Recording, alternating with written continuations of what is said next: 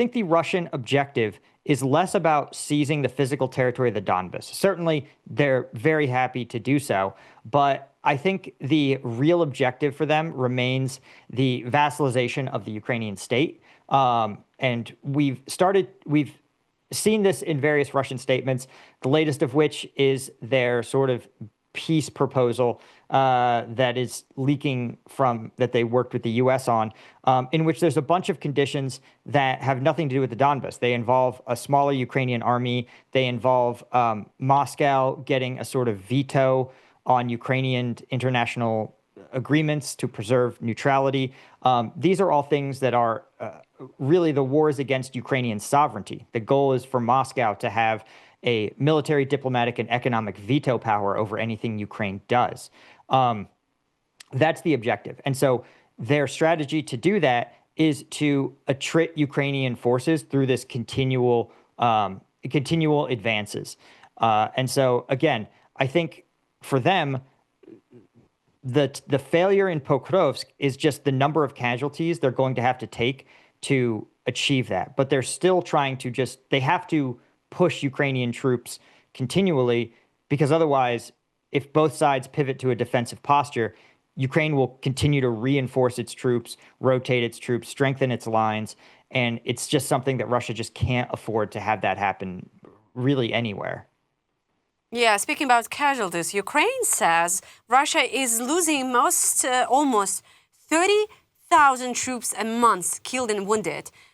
So you're watching this full-scale invasion for 4 years and maybe this war for more than 10 years. How long can Moscow sustain these losses? Is there any manpower really endless? I mean, there is no endless manpower. And I think it's less about endless manpower because, Putin could, in theory, activate his reserves, conduct a large-scale mobilization, as he briefly attempted to do early in the war. But that was so unpopular, even among his base, that despite not being a democracy, he still had to back off of it, right? You can still, even a dictator can become so unpopular with his people that he has to answer to them.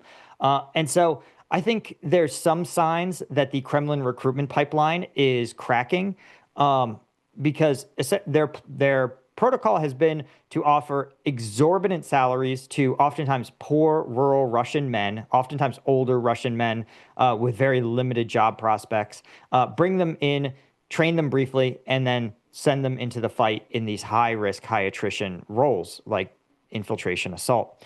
And we've seen in some regions, Moscow has ramped up its punishments, essentially, to recruiters. There's even been some stories in some regions that recruiters who have failed to meet their recruitment targets themselves are sent to these high attrition units. And that's not something you do if recruitment is going great. We've also seen that the Russian economy is starting to falter and that the Russian state is having to make more and more difficult budget decisions. Notably, they actually expended their entire budget allocation for these combat sign-up bonuses. They basically used 12 months of funds, and they burned through it in like 6 months, meaning that they've had to cut a bunch of those bonuses. So you're seeing these signs also in some of the occupied regions. In Luhansk or Donetsk, the Russian government there has indeed activated, done these large scale mobilizations, drafts essentially, and you look at all those pieces of information, you say, okay, this is not a recruitment pipeline that is sustainable, and that's going great for Russia.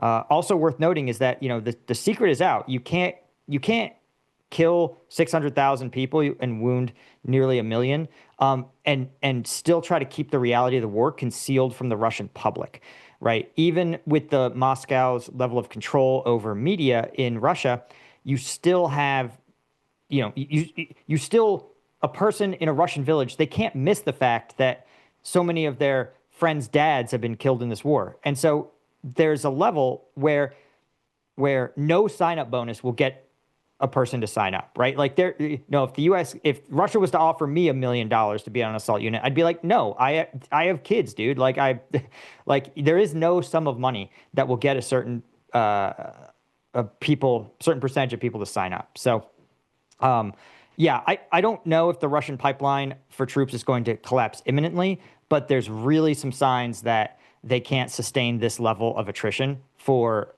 much longer.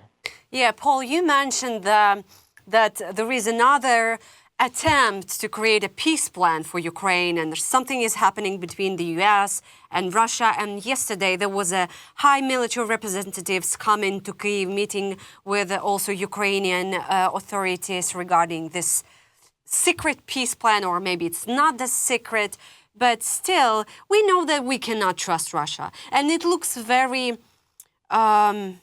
cruel amid their attack on Ternopil, killing at least 26 people, 3 kids among them, and dozens of people are not answering their phone, so we are assuming they're also dead. So do you think, why is Russia doing that? You know, we have this tradition that every 6 months Russia is trying to deliver the message to the world that they are somehow agree for a ceasefire, that they are in the process. Yeah, I think so. I have a couple of theories. One is that it's pretty well known that President Trump, one of his biggest fears is nuclear war. And so Russia has shown that they're very much willing to rattle the nuclear saber in kind of vague ways in this conflict, but never actually seriously like consider that as an option. And so I think in the Russian fashion, targeting somewhere like Chernobyl, a nuclear power site, I think that sort of is helping to play into President Trump's well-documented fears of this, and to sort of push him to be like, oh, you should back this really bad peace deal. The disconnect between Russian actions and Russian statements continues to like awe me. If Russia was serious about peace, then flying drones into Poland and the Baltics, probably not what you would want to do. You probably wouldn't want to violate NATO airspace repeatedly.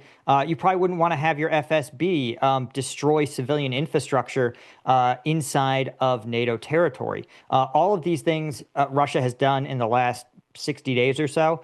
And so it's really hard to credibly sit there and go, oh, Russia's interested in peace, even as they do everything in their power, essentially, to widen the conflict and pull Europe into it. I never discount the White House's ability to be sort of naive, particularly or willfully blind around Russian intentions. But, as we've talked about, Russia has no qualms about lying in statements, but their actions always betray their real intent. And their actions are pretty clear that they want to continue this war of aggression and they want to expand it. Again, you don't antagonize NATO countries as they have been doing if they want the war to end.